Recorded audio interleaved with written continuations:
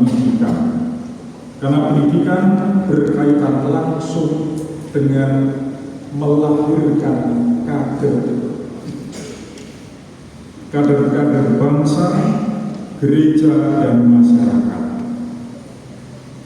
Nah, saudari dan saudaraku yang terkasih, di dalam bacaan-bacaan kitab suci yang kita dengarkan hari ini, kita mendapatkan inspirasi, mendapatkan pencerahan mengenai yang pertama adalah bagaimana pendidikan itu dilangsungkan dalam suasana gembira, dan yang kedua bagaimana para pendidik itu harus membuat dirinya itu menjadi pendidik yang sejati, dan yang dididik atau kita, anak-anak kita, harus dipandang secara positif,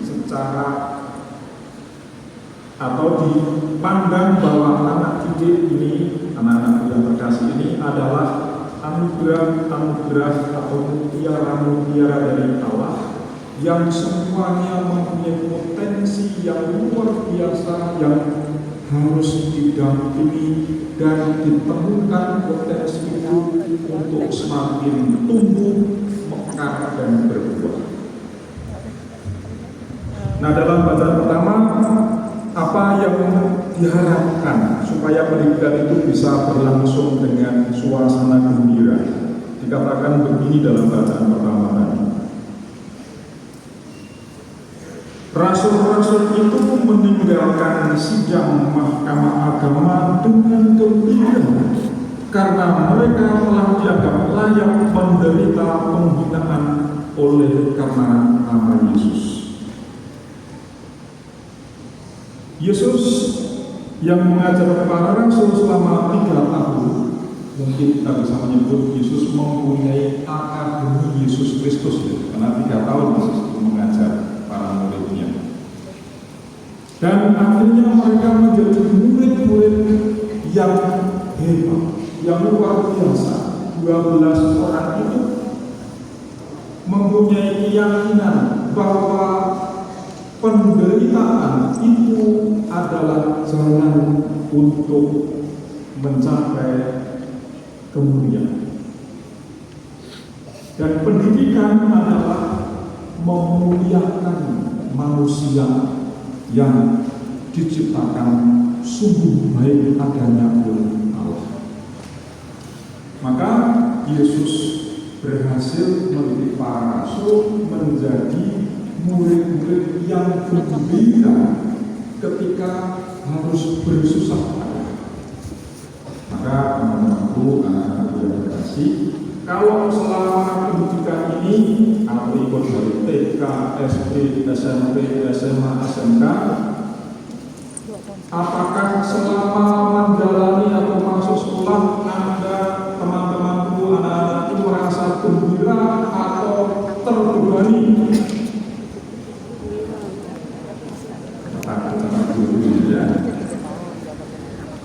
Bukan ada itu cari siapa yang selama pendidikan merasa gembira. Kalau para guru perhatikan, tidak semua murid memberikan jari. Apa yang kalian lakukan di kelas ya? Gembira karena bisa. Siapa yang merasa sukacita berangkat ke sekolah dengan gembira, menyanyi dan menari? Ada ya? Kayak itu, kayak ku gendong tas merahku. Nggak usah sekolah lagi besok. Bangun tidur gak Uyo? Siapa yang berangkat ke sekolah dengan bermuka murat dan menundukkan kepala? Wadah juga ya. Tolong nanti dulu berapa persen ya?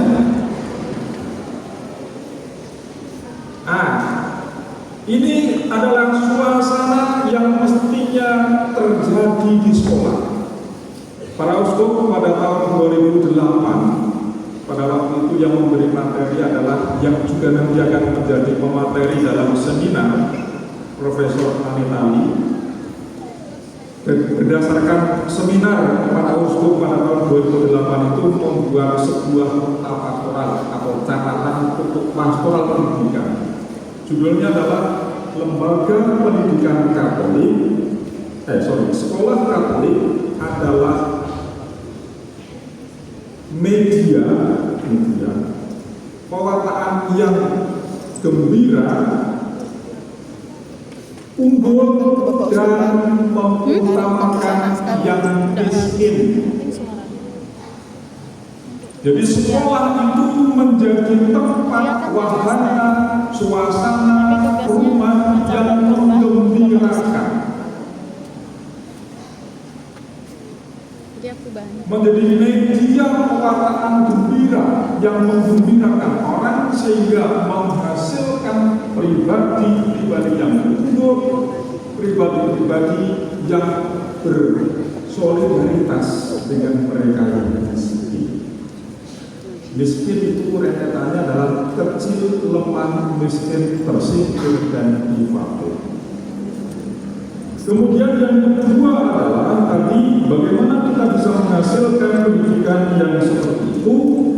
Dalam bacaan Injil kita mendengar bahwa harus dimulai dengan pemahaman pandangan yang positif bahwa anak didik, orang-orang yang datang ini adalah orang-orang yang mempunyai potensi yang mulia.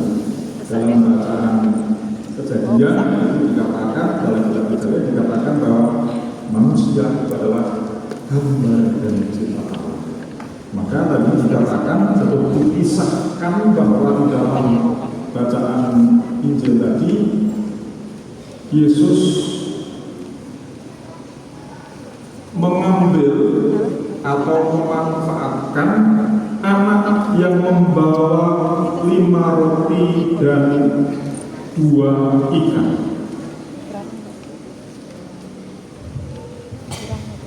Tidak, maka dari situ kita bisa melihat bahwa sebenarnya dalam dunia pendidikan tidak ada anak yang bodoh. Tidak ada. Semua punya potensi. Meskipun hanya 5 roti dan 2 ikan, tetapi kalau pendidikan dilaksanakan dengan suasana gembira dan bersolidaritas, bukan ranking-ranking. Kelas bukan tempat untuk mencari ranking. Kelas adalah tempat untuk membangun solidaritas, kesetiakawanan. Maka yang ada di dalam sekolah atau kelas itu hanyalah ada anak yang lambat dan ada anak yang cepat dalam belajar. Maka yang cepat membantu yang lambat membuka hati untuk dibantu oleh yang cepat, dan guru menjadi fasilitator.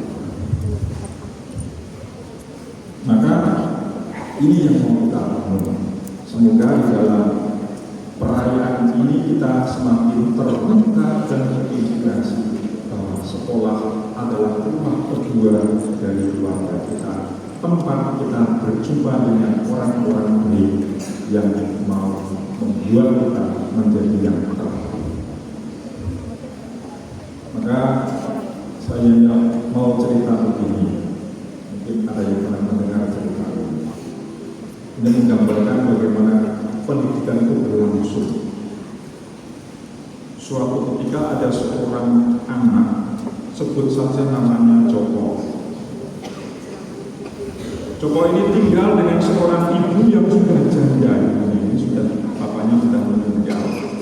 Dia tinggal di sebuah kampung yang terpencil, karena di sini tadi ada sangat jelek, maka katakanlah dia jelek. Kemudian ibunya ini sakit keras. Joko karena sangat mencintai ibunya, maka dia berusaha bagaimana ibu saya bisa sembuh. Dia tanya pada orang tua, tanya kepada semua orang yang tahu tentang pengobatan. Akhirnya ada yang bilang seorang yang sangat bijaksana. Jok, kalau ibu mau sembuh, di seberang sungai sana ada orang yang pandai. Kamu bisa bertanya kepada dia apapun pertanyaan tentang apapun, termasuk tentang sakit ibu ini, pasti diberi tahu.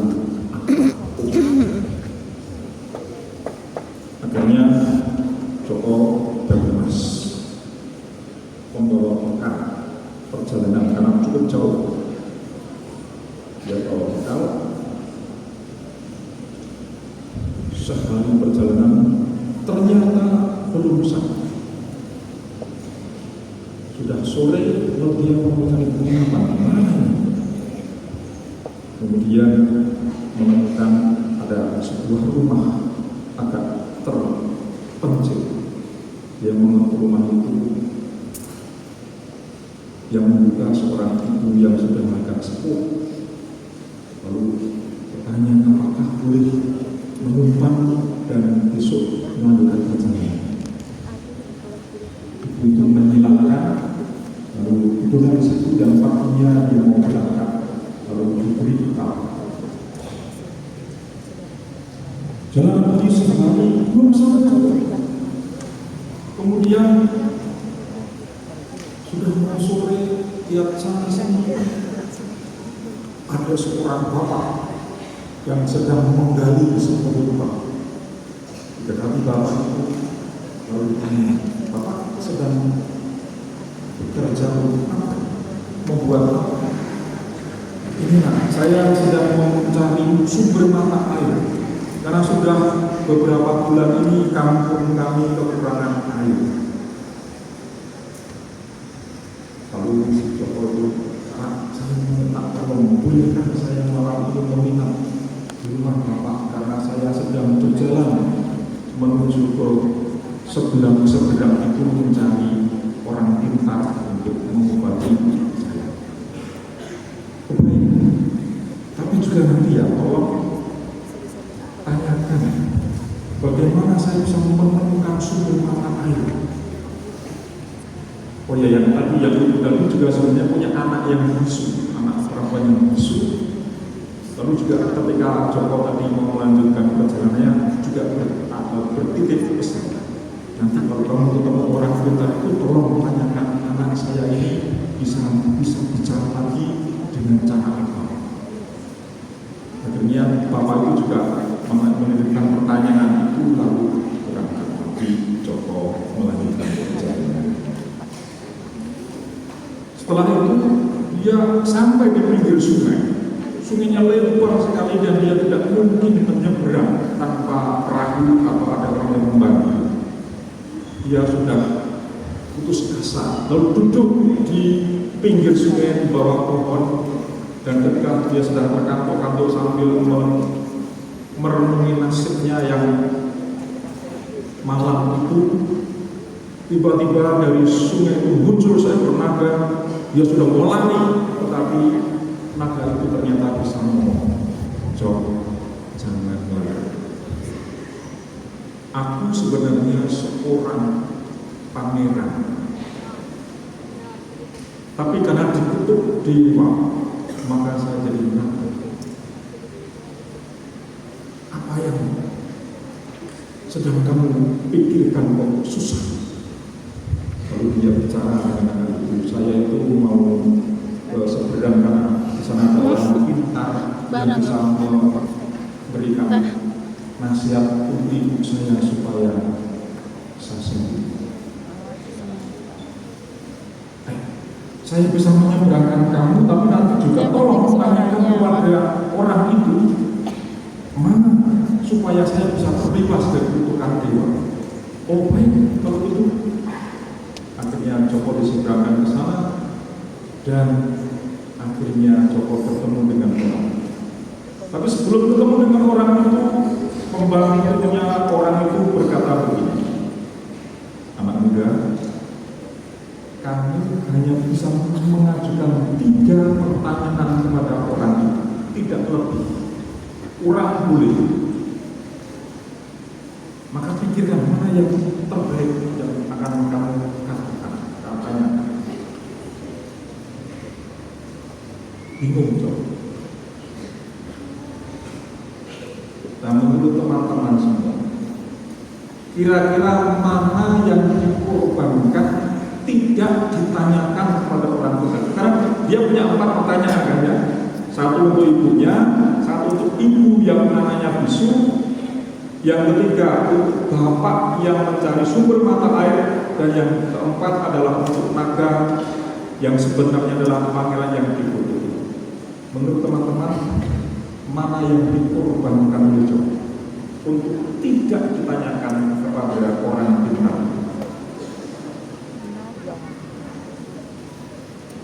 Yang mana kira-kira? Yang terakhir. Ada yang mau menjawab? Mana Joko nanya naga? Mana yang Tapi naga tuh yang dikorbankan nyebrangkan oleh Joko antar untuk dia. tidak ditanyakan kepada orang pintar itu?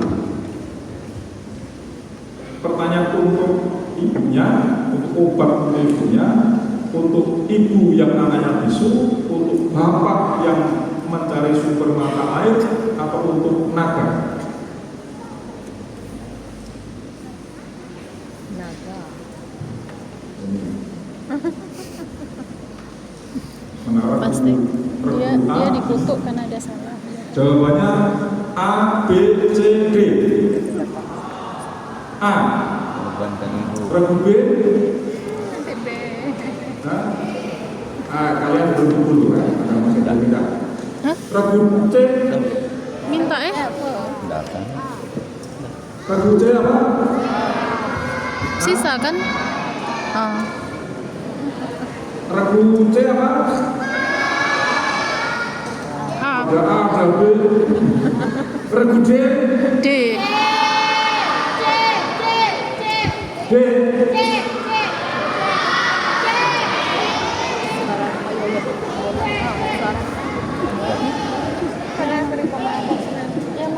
Oke, ada A, ada belum jelas. Masuk bukan ini. Ini tadi apa B?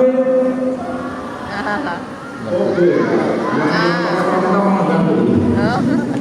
Yang di sana C.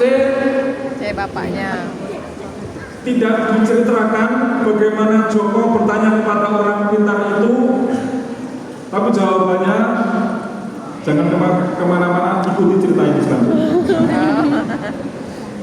Jadi tidak diceritakan. Lalu Joko pulang. Pertama yang ditemui siapa? Naga yang adalah sebenarnya pangeran. Ketemu dengan naga itu. Dari mana Joko? Sudah bertanyakan? Sudah. Jawabannya apa? Seberang aja yang untung sana. Nanti saya beritahu. Bener ya? Bujur ya? Kalau bohong nanti makan ya. Akhirnya di punggungnya naga itu dia nyebrang. Nah sekarang jawabannya begini, sang naga. Di mahkotamu itu ada batu. Kalau batu itu diambil, maka kamu kan jadi pangeran lagi. Ya lu ambillah. Dia jadi pangeran lagi. Nah, maka coba batu mutiara ini kukasihkan ke kamu. Batu ini